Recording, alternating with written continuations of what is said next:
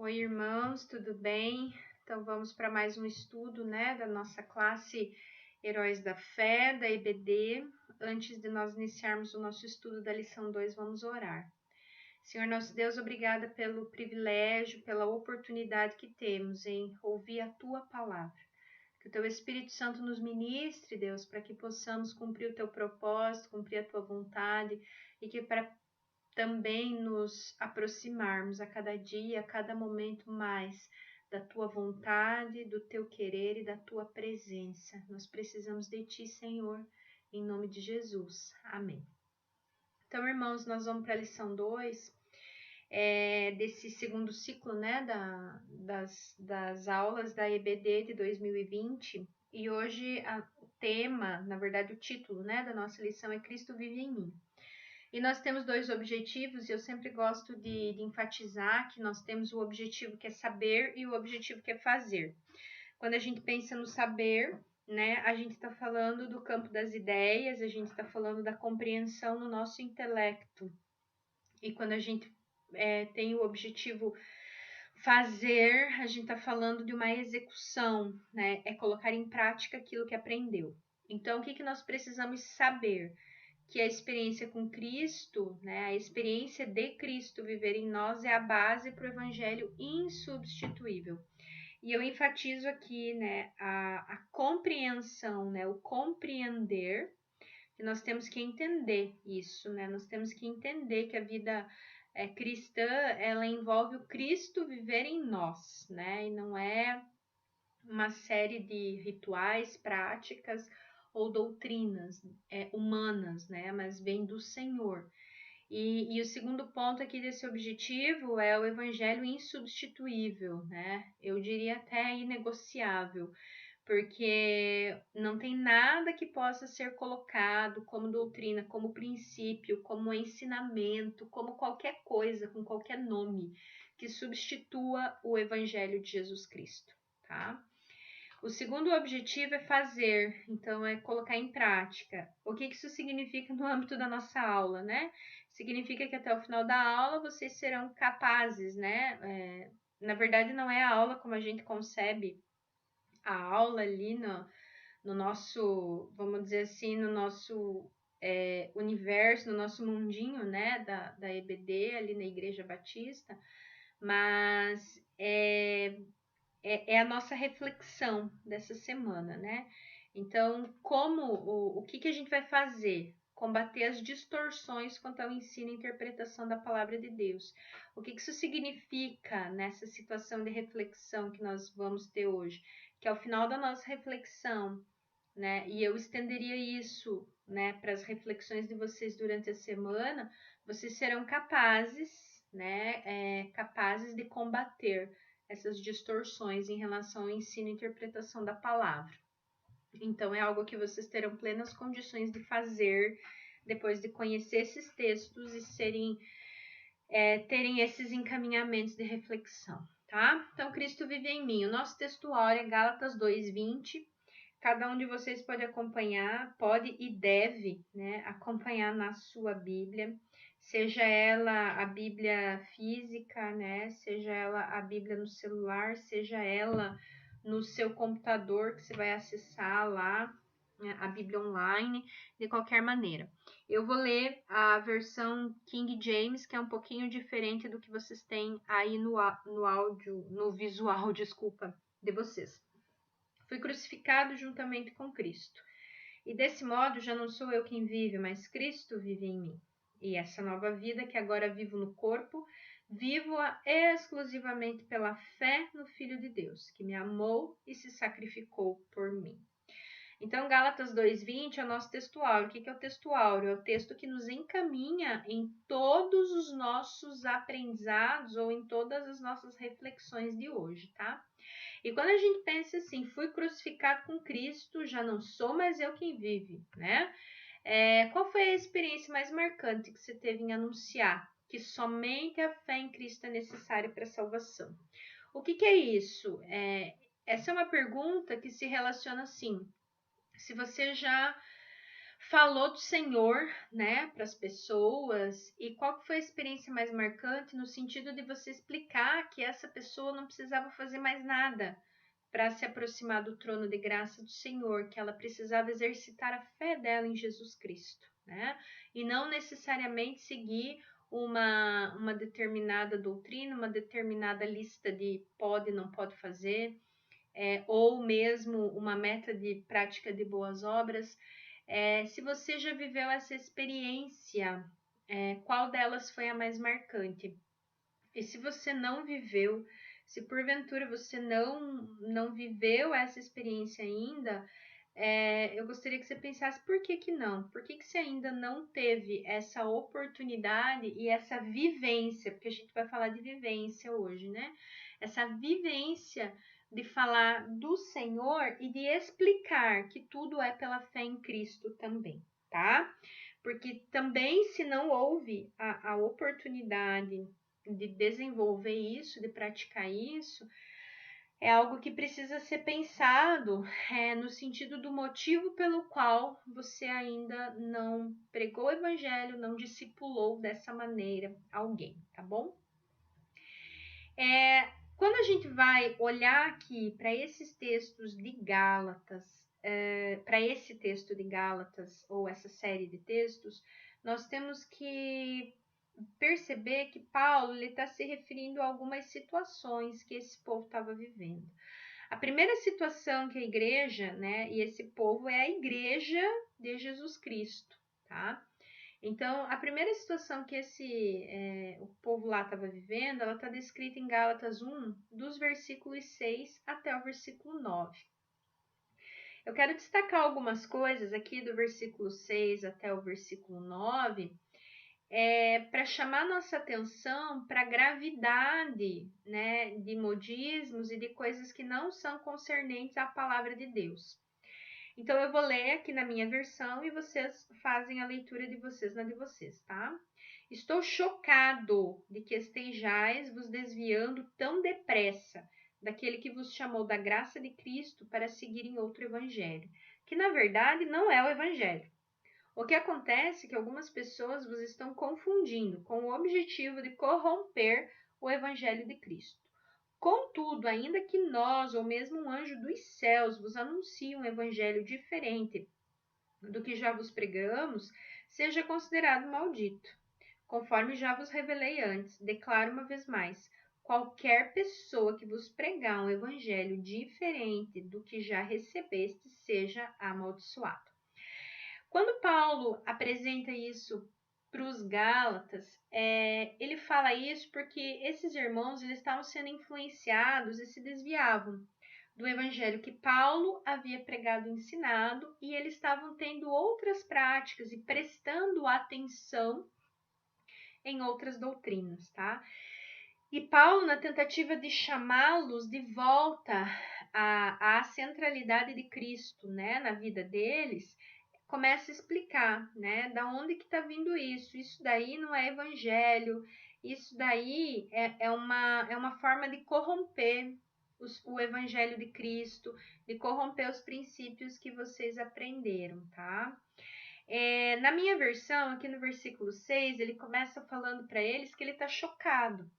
E eu gosto muito dessa versão porque eu penso assim, quando a gente fala, né, estou chocado, né, é porque algo te deixa assim, parece que tiraram o chão de debaixo do seu pé, né? Eu, pelo menos, essa é a maneira como eu melhor defino essa expressão. E Paulo, ele fica perplexo porque foi muito rápido, eles tinham tido uma vivência com Deus e eles tinham experimentado a vida com Deus, e de repente, num intervalo de tempo tão curto, eles já estavam prestando atenção em coisas que não eram do Senhor, que não faziam parte, né, do Evangelho do Senhor.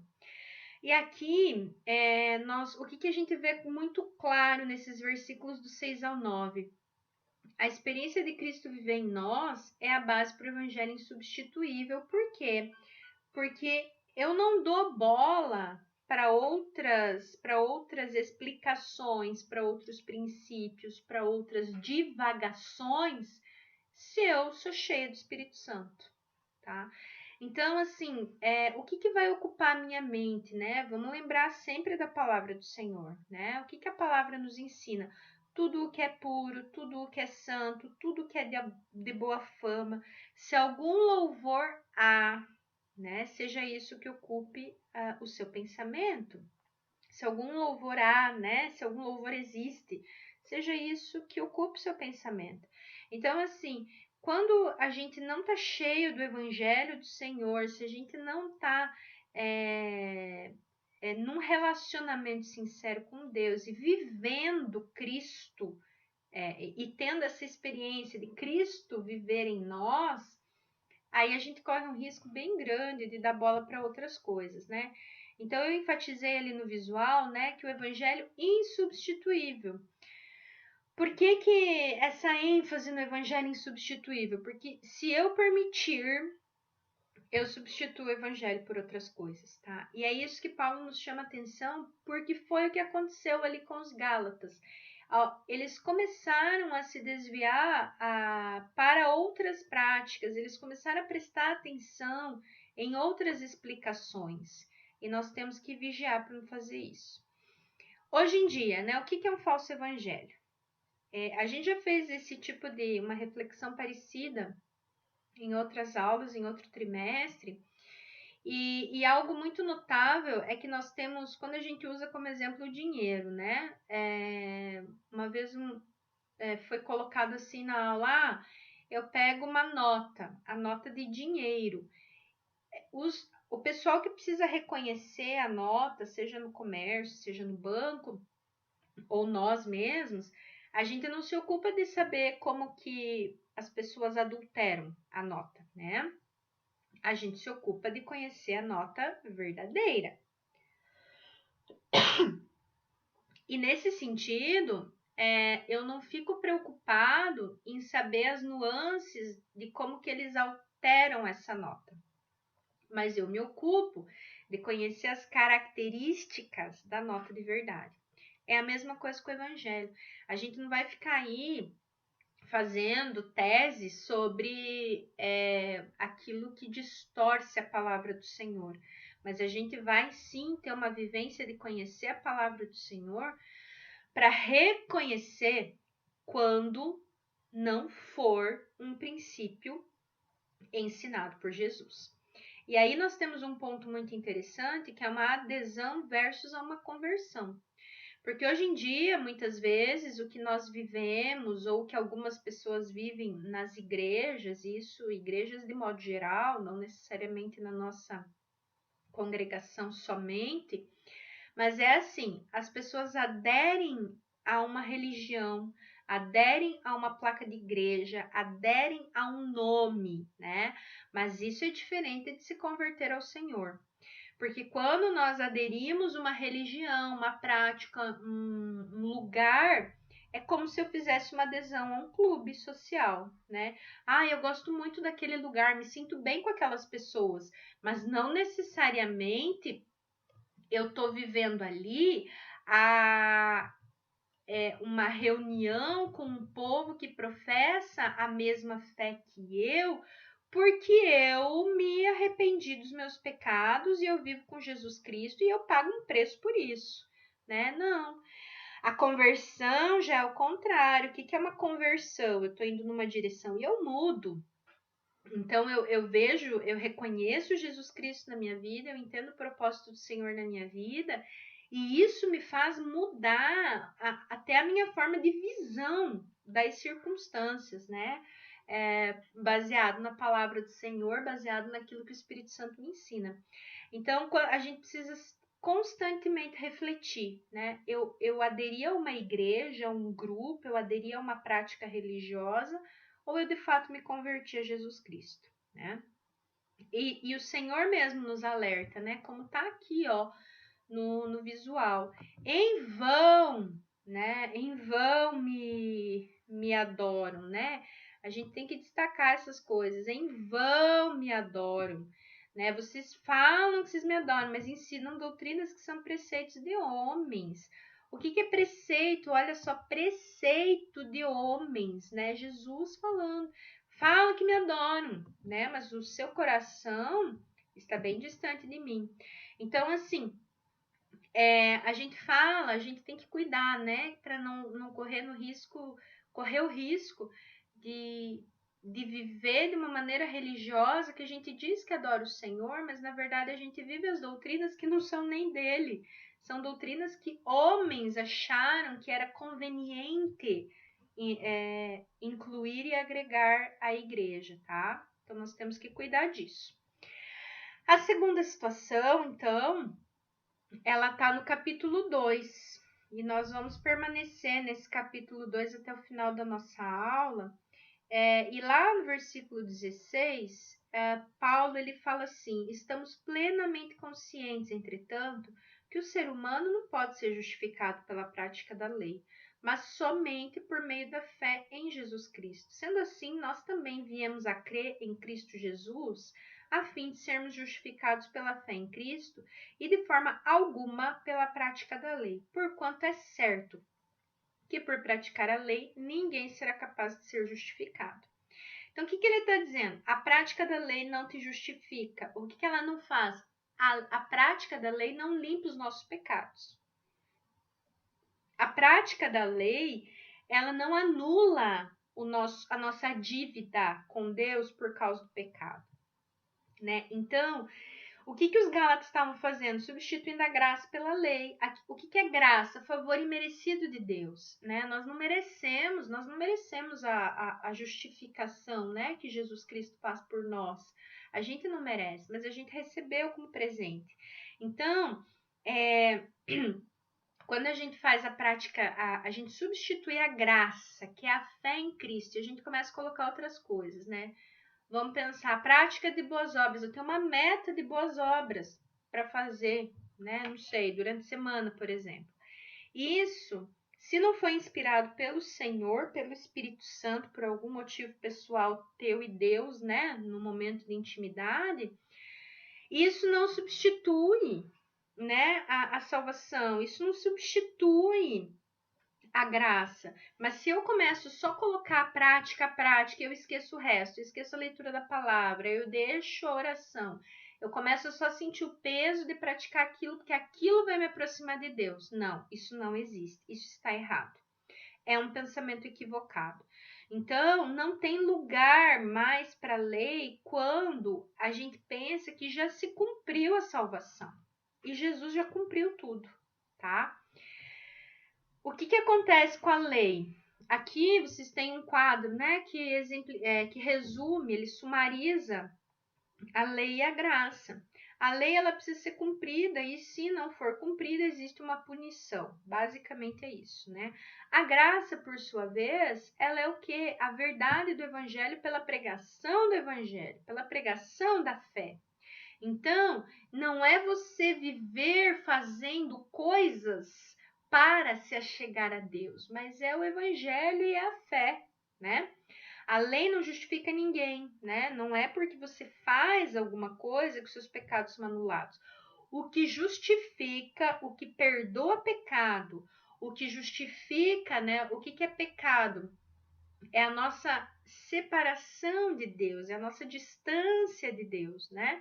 O que justifica é a fé em Cristo. Isso é graça, né? Então a lei, ela não cabe mais onde a graça existe, tá? Então nós temos que olhar que a única justificação que vai existir para a nossa vida diante do Senhor é a fé em Jesus Cristo. Quando a gente olha para esse capítulo 2, né, lá no versículo 4 ainda, e eu gostaria de adicionar, né, a hora que vocês forem estudar, que vocês anotem os versículos também 5, 6 e 7 nas reflexões e nos estudos de vocês. É a terceira situação enfrentada, né, lá no meio dos Gálatas por Paulo. Paulo, ele aponta assim uma série de coisas, e esse texto ele é riquíssimo, né, nos ensinamentos do Senhor, mas ele fala para o povo que existiam falsos irmãos judeus que tinham se infiltrado, né, no meio deles, com o propósito de espionar a liberdade que eles tinham no Senhor, né? E de fazer eles de novo escravos. Escravos do quê? Escravos da lei, tá? Contudo, por nenhum momento ele cedeu, né? Para que a verdade do evangelho continuasse se disseminando ali no meio deles. E até os que pareciam influentes no passado, Paulo ele faz uma ressalva sobre essas pessoas que eram influentes no passado, né? Isso não faz diferença para mim, pois Deus não julga as aparências humanas, né? Esses que pareciam muito importantes nada me acrescentaram, no versículo 6. Então, assim, e ele ali no 7 ele fala da circuncisão, né? Então, o que ameaçava aqueles crentes lá, né? Os crentes de Gálatas? Eram esses irmãos intrusos, eram os intrusos na igreja. Eles trouxeram ideias, princípios, provavelmente no formato de questionamentos, que fizeram com que o povo parasse de andar na graça e quisesse andar na lei. E eles nem viviam na lei, né? E eles quiseram começar a viver na lei. Quiseram começar a viver aquelas práticas, aqueles rituais que outrora o povo de Israel viveu, num momento em que a graça já havia sido liberada e ensinada a eles, né? Então, quando a gente vive com Cristo e Cristo, por sua vez, vive em nós, a gente supera, irmãos, esses transtornos, porque isso é um transtorno, tá? Que querem agregar o evangelho. A gente supera uma doutrina humana, a gente supera uma prática religiosa que queira exigir de nós algo para fazermos para justificar o nosso pecado. Por que a gente supera? Porque a gente entende que nós somos pecadores e carecemos da graça e da misericórdia do Senhor. Nós entendemos que Deus olhou para nós e viu, não tem nenhum bom sequer, nenhum deles é bom, não tem nenhum bom sequer, né? Então eles precisam da graça, né? Então, quando a gente entende isso, as outras coisas que tentam trazer para nós, por mais influente que a pessoa seja, por mais, às vezes, até sabe aos nossos olhos que a pessoa seja, ou que a gente achava que ela era, né? Isso não vai nos influenciar, mas porque nós conhecemos a palavra do Senhor, tá? E aí, a gente precisa pensar assim, como que nós vamos combater, né, esses modismos, essas distorções quanto ao ensino e à palavra do Senhor. E aqui a gente tem dois aspectos. A gente pode entender assim, como que eu vou combater aqueles irmãos, aquelas pessoas que querem, né, introduzir modismo na vida cristã. Esse modismo na vida cristã, às vezes é muito fácil para a gente ter a visão da igreja, né? É o modismo na igreja, né? Mas não é na igreja, não é em si na igreja a que Paulo se refere, né? Ele está se referindo à vida cristã, então é a nossa vida diária. Então, assim, como que nós vamos lutar, combater esses modismos em nós mesmos, na nossa casa e aí também na nossa congregação, né? Como que a gente vai combater as distorções quanto ao ensino e interpretação da palavra, tá? Nós precisamos vigiar e nós precisamos conhecer a vontade do Senhor, porque quando a gente conhece a palavra, podem falar de um monte de prática, de um monte de modismo. Mas a gente precisa se adequar para atrair pessoas para a igreja. Oi? Não é isso, não. As pessoas que têm que compreender, que carecem da graça do Senhor e se dobrar ao ensinamento do Senhor Jesus. Não nós distorcermos a palavra para enchermos um templo, né? Da mesma maneira a nossa casa. Eu vou aderir a esse modismo, a essa prática, porque senão a minha família, ela não vem mais aqui, senão os meus amigos, eles não vão se sentir bem se não tiver isso, se não tiver aquilo. Como assim? O evangelho ele não é negociável, né? Ou a gente vive o evangelho ou a gente não vive o evangelho. Não existe meio termo, né? É como a gente fala sobre caráter. Uma pessoa ou ela tem caráter ou não. Eu não acho, por exemplo, que exista, né? Mas aí é uma opinião minha. Mau caráter. Não, caráter é uma característica.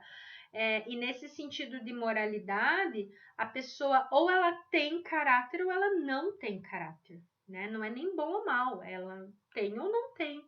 Então o evangelho é a mesma coisa, ou eu vivo o evangelho e Cristo vive em mim, ou eu não vivo, tá? E aí quando a gente começa a enfiar muita coisa, modismo, distorção, mas esse texto não vamos ser tão radicais na interpretação, né? É óbvio, irmãos, aí a gente tem que ter um filtro, né? Porque se a gente for pegar um versículo isolado do contexto e quiser usar, isso é uma distorção.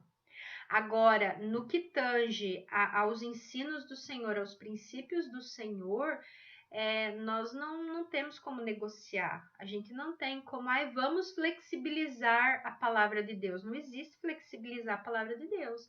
Ela é o que está escrito ali há tantos mil anos que está registrado. E ponto, ela é inspirada pelo Espírito Santo, né?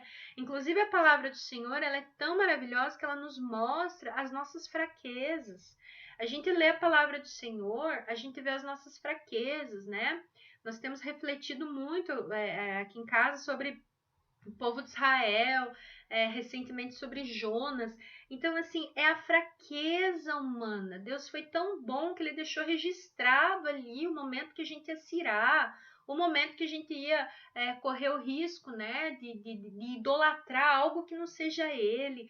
Então, assim, não cabe distorção, né, no ensino do Senhor, porque ele foi completo, ele mostrou que ia nos abençoar, nos dar salvação, mostrou, mas também mostrou onde que entra a nossa parte nesse relacionamento, né? E aí a gente olha para o Velho Testamento, ele é a sombra das coisas que viriam em Cristo e já se cumpriram, né? Porque o Messias já veio e o nome dele é Jesus Cristo, né? Mas assim, o Velho Testamento está lá para a gente aprender da onde que Deus chamou aquele povo, por que Deus chamou aquele povo, né? E algo que me marca muito no Velho Testamento é quando Moisés, né, ele sabe que ele não vai entrar na Terra Prometida e ele chama o povo e ele vai explicar o que vai acontecer agora, né? E Josué sempre próximo aprendendo e depois disso Josué vai entrar, né, com o povo na Terra Prometida, mas quando Moisés fala, Deus vos escolheu não porque vocês são bons, mas porque as outras nações são muito perversas, né? E quando a gente pensa nisso, a gente olha para isso, somos nós. Nós não somos bonzinhos, mas a misericórdia do Senhor nos chamou, né? Então, quando a gente olha para a palavra, não existe colocar modismo e prática que não seja da palavra, tá? Não existe. Assim como também não tem muito como anular aquilo que o Senhor já ensinou, não. Né, Jesus? O que ele mandou fazer? Mandou fazer. Vão, pregue o evangelho e façam discípulos de todas as nações. Foi isso que ele mandou fazer. Ele não mandou confeccionar determinado tipo de roupa, ele não mandou ter determinado tipo de característica humana ou de comportamento, né? Ele foi uma coisa só que ele mandou fazer nessa terra, né? E o resto é conhecer dele, porque ele é manso e humilde de coração. Por isso que nós estamos aqui, né? Porque nós precisamos aprender de Jesus, que é manso e humilde de coração. E graças a Deus que ele é manso, né? Porque dele nos ensina mais de uma vez, porque é sempre necessário. A repetição para nós, né? Na maioria das vezes ela é necessária para o aprendizado, sobretudo da palavra. E como que a gente vai superar isso? Conhecendo a palavra, tendo intimidade com o Espírito Santo. Ele é manso e humilde, ele nos ensina. Ele nos ensina. E ele nos ensina no nosso contexto, por isso que ele é humilde. Ele é manso, porque ele abre mão do direito dele. E ele é humilde, porque ele nos ensina na nossa contextualização. Ele não quer que a gente entre na onda, né? Não é a gente que entra na vibe dele. Ele vem no nosso mundo, ele vem na nossa circunstância e ele nos ensina. Né? Por isso que ele é perfeito, né? Ele é o professor perfeito. E é ter intimidade com o Espírito Santo, manso e humilde de coração.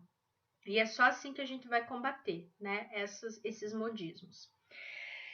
E o versículo 20, que é o nosso versículo chave, né, ou nosso textuário, aqui no capítulo 2, ele nos chama a essa reflexão, né, mais uma vez. A experiência de Cristo em nós coloca a expressão da glória do Senhor por meio de nós. E o contrário também é verdadeiro. Se eu não tenho Cristo vivendo em mim, eu não expresso a glória do Senhor por meio da minha vida, tá?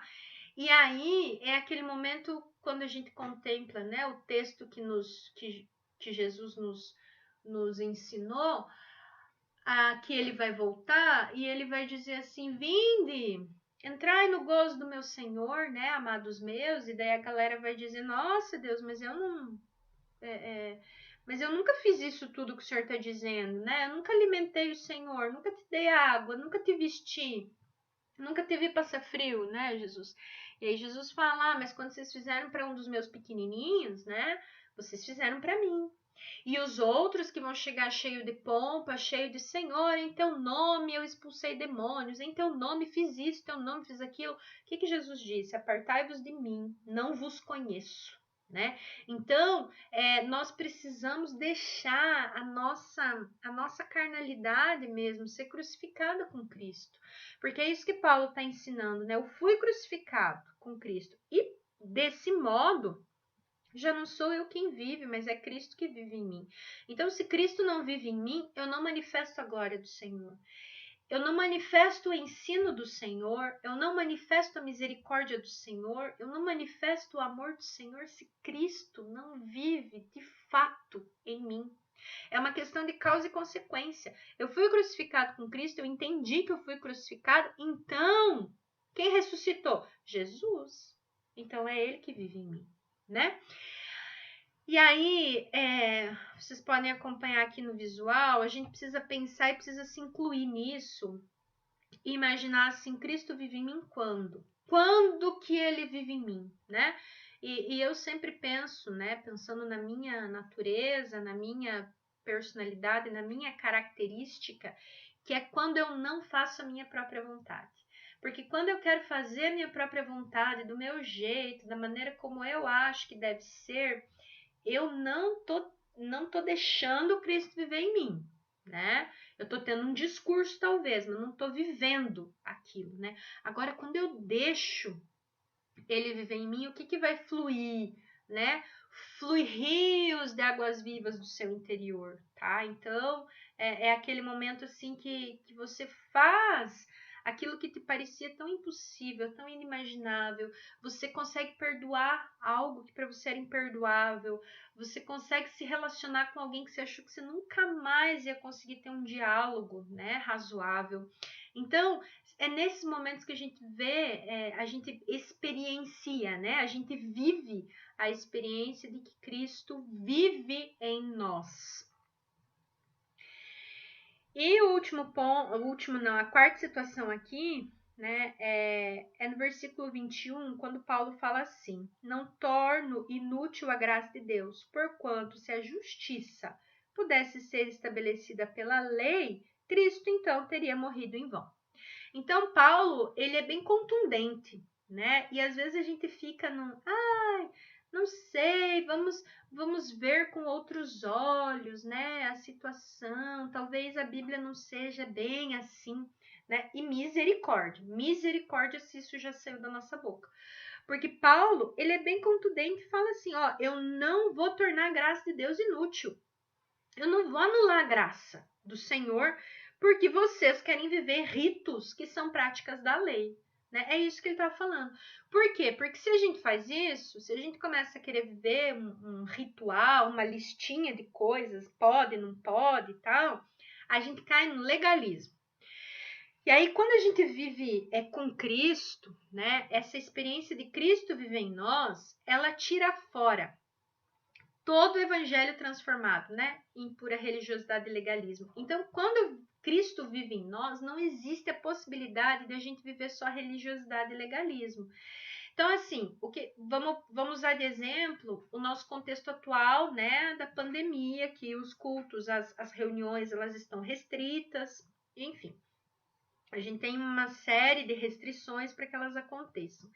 E aí, uma pessoa que vive com o Senhor porque Cristo vive nela, ela não se abala com isso.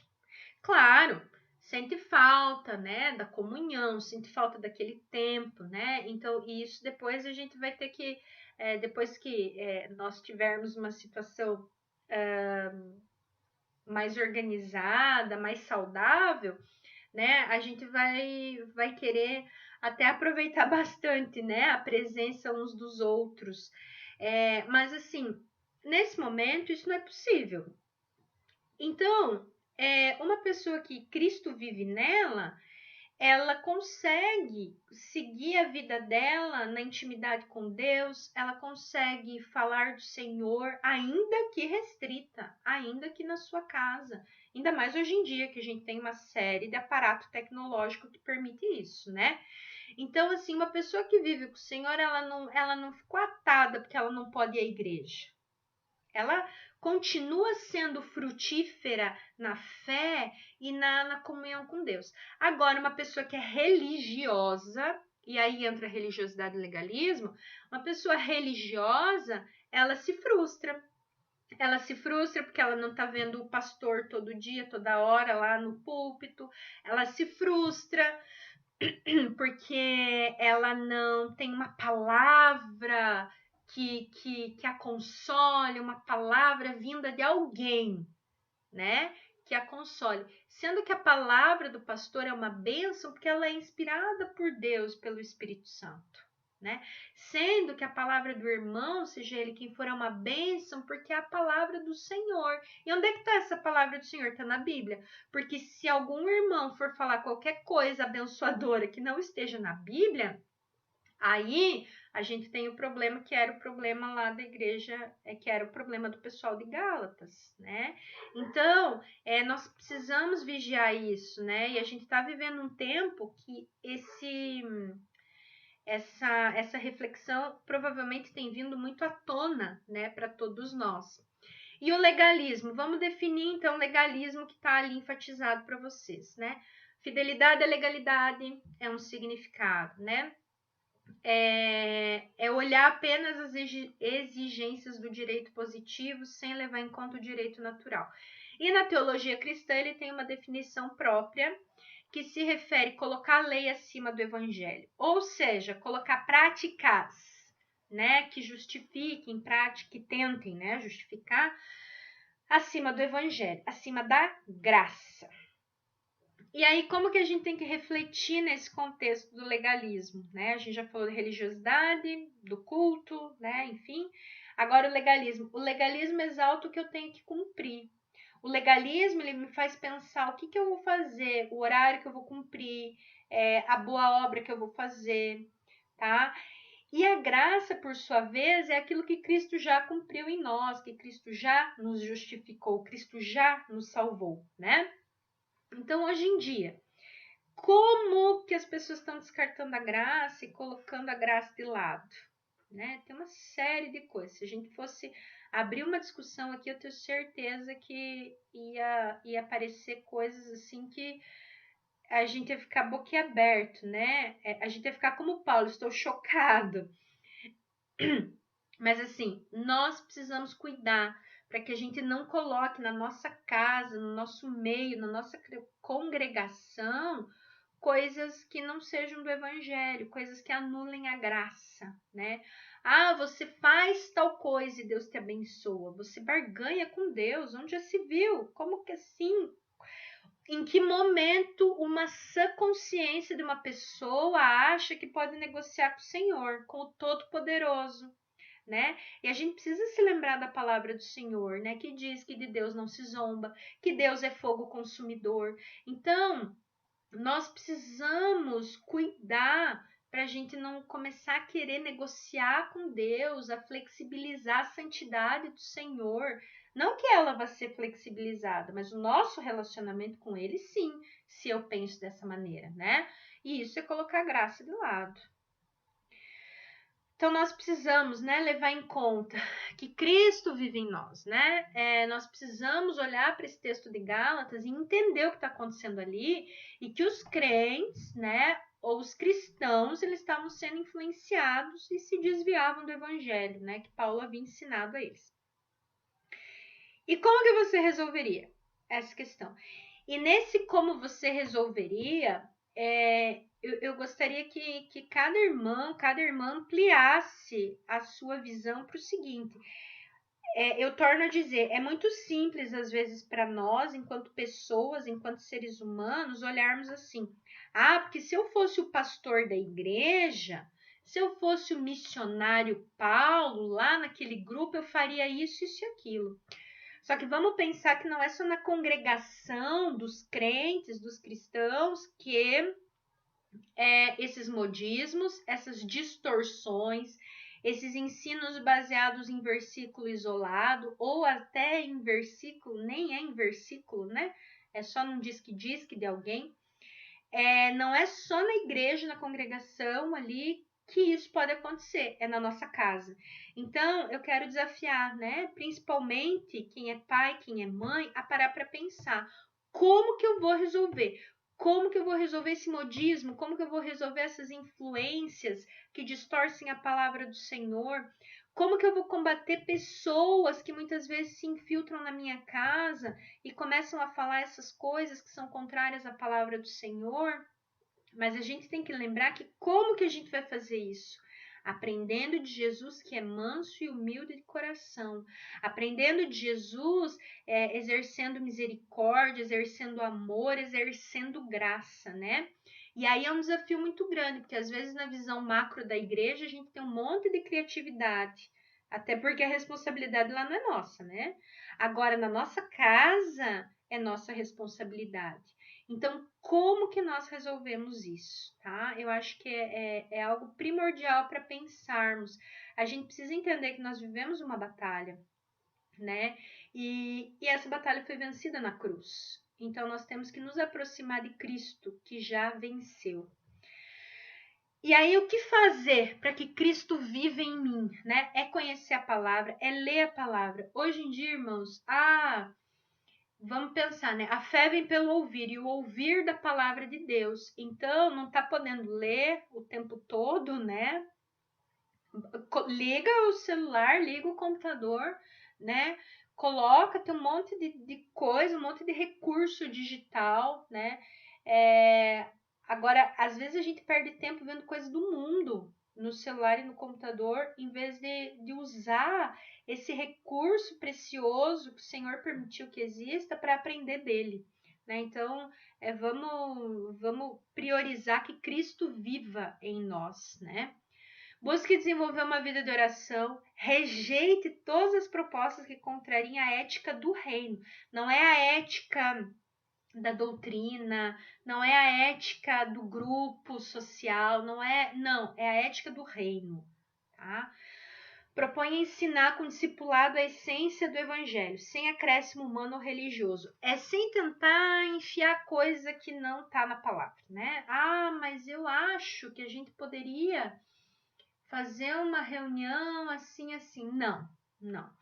Uma vez eu fui numa reunião que era um estudo da IBD, mas ele era durante a semana, e para aqueles que não podiam ir, né, no domingo e tal, ou que faltavam, enfim, era uma revisão de estudo e houve um comentário sobre pessoas negativas que chegam na sua casa e as suas plantas murcham.